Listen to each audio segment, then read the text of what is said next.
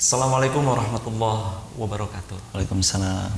Alhamdulillahirabbil alamin. Puji syukur kita panjatkan kehadirat Allah Subhanahu wa taala atas segala nikmat dan karunia-Nya. Kita masih diberi kesehatan dan kita juga masih dilimpahkan kenikmatan. Kita bisa menunaikan ibadah puasa. Semoga apa yang kita lakukan senantiasa mendapatkan ridho dari Allah Subhanahu wa taala. Salawat dan salam semoga senantiasa tercurahkan kepada Nabi Agung Muhammad Sallallahu alaihi wasallam.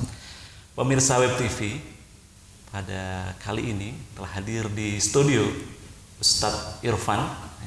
Sebagaimana hari-hari sebelumnya, kami hadir melalui kanal Web TV atau Wonosobo Broadcast.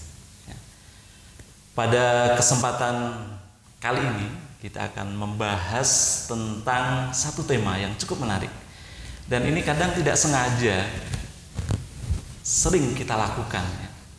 Misalkan habis menunaikan ibadah sholat maghrib, terus kita upload di medsos, yuk kita sholat maghrib, atau gimana teman, udah sholat maghrib belum?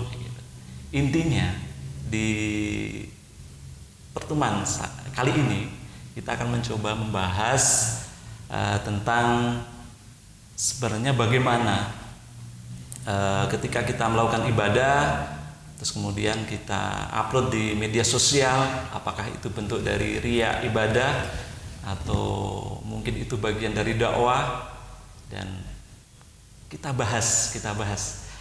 Alhamdulillah pada kesempatan ini Ustadz Irfan sudah meluangkan waktunya untuk menjelaskan terkait hal tersebut.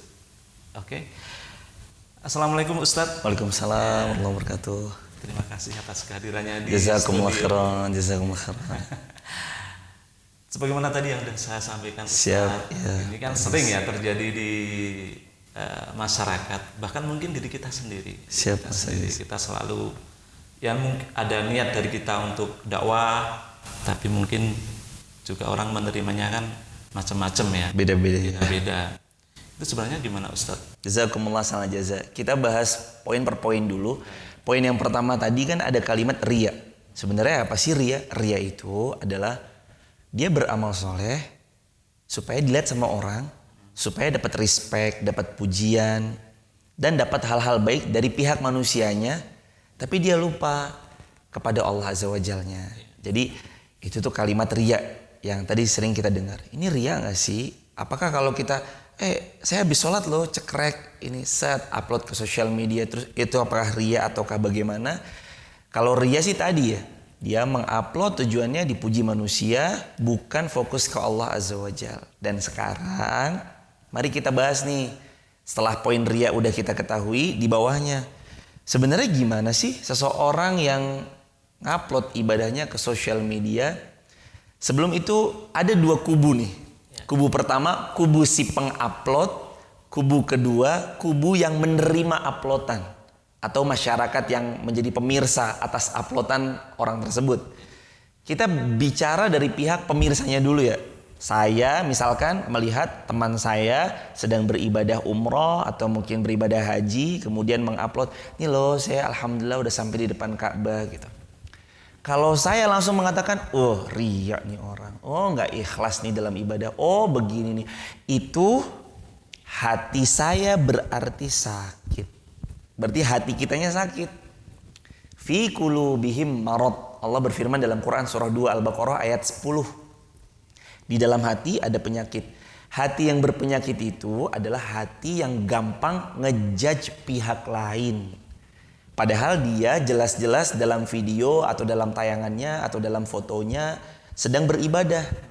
Nah kalau kita ngejudge dia, berarti kan hati kita sakit karena kita menuduh dia berbuat riya. Nah sekarang gimana sikap kita sebagai pemirsa?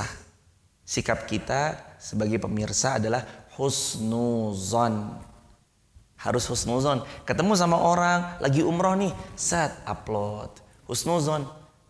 Ini orang Masya Allah luar biasa ya, sudah bisa menginjakkan kaki ke tanah suci Allah, sudah bisa beribadah di depan Ka'bah langsung.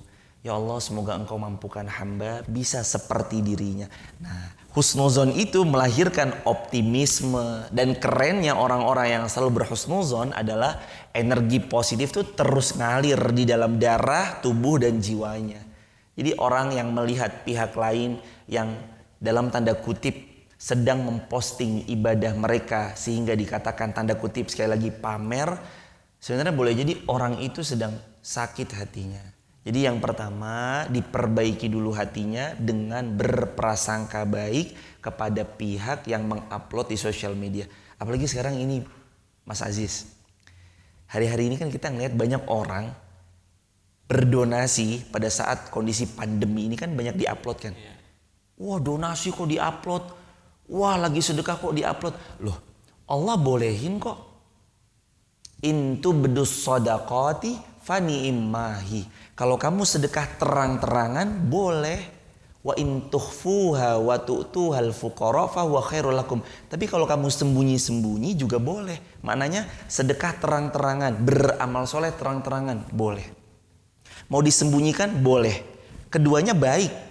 Tapi kalau ditanya di antara yang baik mana yang lebih baik? Jawabannya kalau sembunyi lebih baik karena firmannya begitu, khairul lakum, lebih baik.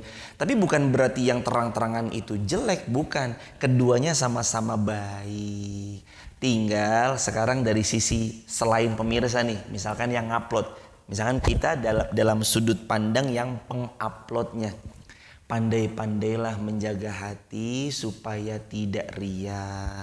Pandai-pandailah menjaga hati supaya fokus hanya mengharap ridho Allah semata. Karena berkata Al-Imam Ibnul Qayyim rahimahullah, kata beliau, satu hal yang tidak mudah untuk dikendalikan itu adalah menjaga hati. Jadi tugas yang mengupload, jaga hati supaya nggak riya, jaga hati supaya nggak sum'ah. Jaga diri kalau ada pujian-pujian datang secara berbondong-bondong untuk tetap berfokus bahwa apapun yang dilakukan, sedekah, berdonasi, beribadah, sholat, taraweh, dan seterusnya semata-mata hanya mencari ridhonya Allah Azza wa Jalla. Artinya bagaimana kita memanage hati. Iya, tinggal manage hati. Hati kita mau sakit, iya. Hati kita mau sehat. Iya benar. Gini Ustadz, misalkan kita dihadapkan pada satu pilihan ya, satu pilihan. Apakah kita aktif mengupload ibadah yang kita lakukan atau mungkin mengajak, atau kita memilih kita diam. Artinya kan ada dua pilihan ya. Ketika kita mengupload, ada kemungkinan tadi disampaikan si penerima pesan, ada dua hal juga. Ketika dia sakit, hatinya apakah dia akan mengaku, wah ini orang kok riya banget, sombong banget, ibadah kok ditunjuk-tunjukin gitu. Siap. Jadi kan ada dua peluang ya. Itu gimana Ustadz? Jazakumullah khairan jazak. Pilihannya kembali di tangan teman-teman masing-masing, karena Allah berfirman, lasta alaihim bimusaitir. Fadzakir, ingatkan, innama anta muzakir, tugasmu mengingatkan, lasta alaihim bimusaitir. Kamu nggak punya hak untuk atau pressure, ngasih tekanan kepada setiap siapapun, karena kembali ke pilihan masing-masing. Cuman sekarang handphone teman-teman sekalian yang disayang Allah sudah menjadi waqi'. Smartphone yang kita punya sudah menjadi waqi'. Apa itu waqi'? Waqi' itu adalah realitas. Hari ini nggak ada orang yang tidak punya handphone, kecuali mungkin tinggalnya jauh sangat di pelosok pedalaman gitu. Jadi ini tuh udah waqi', realitas. Jadi mau nggak mau kalau kita mau ngajak orang untuk beramal soleh, ya ayo masuk ke realitas banyak orang hari ini. Artinya bisa menjadi media dakwah ya Ustaz? Iya, bisa jadi media dakwah. Ladang amal gitu. Dan jadi ladang amal. Dan selalu minta tolong sama Allah, semoga dijaga hati tetap ikhlas. Ngaji tetap ikhlas, ceramah lewat YouTube, lewat Instagram, semoga Allah jaga tetap ikhlas. Dan semua itu masalah frekuensi waktu. Semakin sering dia mengupload, semakin sering dia membuat konten, semakin insya Allah jauh dari riya. Pertama-tama mungkin iya. Pertama ngupload gitu.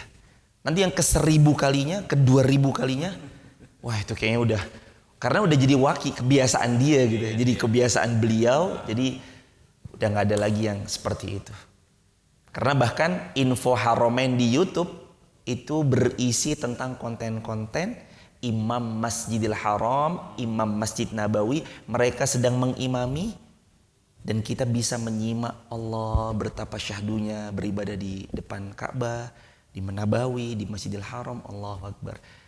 Dan beliau juga masuk ke dalam realitas. Barakallahu fiik. Oke, terima kasih Ustaz.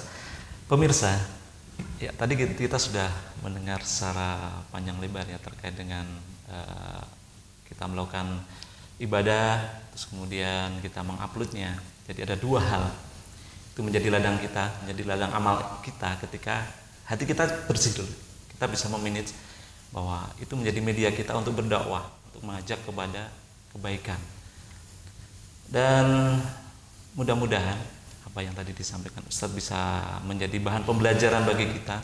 Amin. Intinya niatkan segala sesuatunya itu adalah untuk ibadah kepada Allah Subhanahu wa taala. Amin. Karena kita mendapatkan dua keuntungan.